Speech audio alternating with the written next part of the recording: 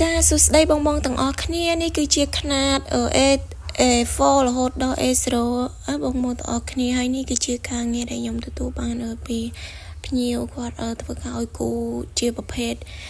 ក្បាច់ខ្មែរក្បាច់ផ្សេងអីចឹងបងគេយកទៅកាត់ដែកបិទលបងមានដែកស្មិតដែកអីចឹងបងអាចតាក់ទងបានហើយខ្ញុំមិនមែនជាលក្ខណៈមានហាងអីបើកទេគឺខ្ញុំធ្វើតាមเพจអនឡាញទេប៉ុន្តែភ្ញៀវអាចជួបមកក្រៅភាសាបាន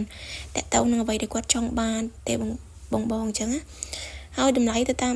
សាយຂະຫນាតដូចខ្ញុំបញ្ជាក់ចឹងបងក្បាច់ខ្លះវាអាចក្បាច់ច្រើនអញ្ចឹងទៅយើងគិតទៅតាមនឹង poster banner មិនអីក៏ដូចគ្នាដែរបងទាំងអស់គ្នាទាំង logo អីហ្នឹងគឺខ្ញុំគិតទៅតាមការរៀបចំច្រើនឬក៏តិចអីអញ្ចឹងទៅតាមតម្លៃទោះបងឆាតសួរក៏បានដែរអីទេអត់ជាបញ្ហាទេបងអាចភាសាបានទោះបងអត់ធ្វើក៏ដោយអាចសួរបានណាតាក់ទងនឹងតម្លៃនឹងការរៀបចំផ្សេងហើយជាទូទៅយ៉ាងម៉េចដែលយើងឲ្យដឹងអំពីខ្សែຂະຫນាតច្បាស់លាស់សម្រាប់ poster banner មិនអីបងទី1គឺនៅពេលដែលយើងដឹងຂະຫນាត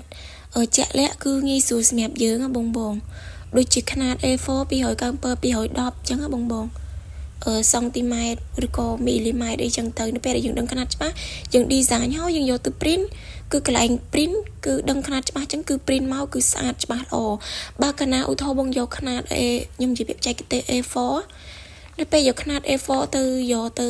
ប្រិចទៅចេញពេលយើង print មកយើងចង់បានຂະຫນាត2ម៉ែត្រគុណ3ម៉ែត្រអញ្ចឹង print មកវាអាចមានបញ្ហាគឺរូបនឹងបែកព្រាតែម្ដងចឹងបានវា print មកស្អាតចឹងដើម្បីឲ្យបងសួរຂະຫນាតអីអាចសួរបានហើយអត់អីទេសម្រាប់បងណាដែលគាត់អត់សូវយល់អំពីຂະຫນាតតាក់ទងហ្នឹងខាងបងអូនក៏ជួយប្រាប់អីចឹងបងហើយនឹងមួយទៀតគឺបើសិនជាបងអត់ថាចង់ទៅ print ខ្លួនឯងទេខាងបងអូនក៏អាចទៅ print ឲ្យបងដែរអញ្ចឹងបងចង់ចាំទៅយកលទ្ធផលសម្រាប់ទេគឺ print ឲ្យស្រាប់ឲ្យខាងបងអញ្ចឹងចឹងក៏បានដែរបងដូចនេះខ្ញុំបង្ហាញចឹងกระดาษខាងក្រោមនោះគឺ กระดาษ A2 បង 2A3 ស្មើនឹង A2 ចឹងវាមានសាយខុសគ្នាអញ្ចឹងនៅពេលដែលយើងដឹងຂະຫນាតច្បាស់គឺ print មកស្អាតបែបហ្នឹងបងហើយនេះគឺអាกระดาษថ្លានេះគឺ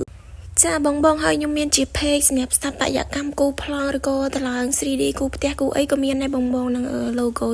page សម្រាប់ design poster banner ផ្សេងបងមានចង្អុលអាចតាក់ទងតាម Telegram បានហើយបងបាច់ភ័យទេគឺសម្រាប់ខ្ញុំមួយគឺខ្ញុំរកស៊ីតាម online មែនប៉ុន្តែគឺយើងត្រូវតែមានភាពស្មោះត្រង់និងអំណត់ជាមួយនឹងភ្ញៀវអញ្ចឹងបងបាច់ភ័យទេហើយបើសិនជាបងមានតម្រូវការគឺតាក់ទងមកខាងបងអូនបានណាបងអរគុណច្រើនបងទាំងអស់គ្នានិងភ្ញៀវទាំងអស់គ្នាដែលសម្រាប់តែគាត់ពេញចិត្តនឹងការ design របស់ខ្ញុំណា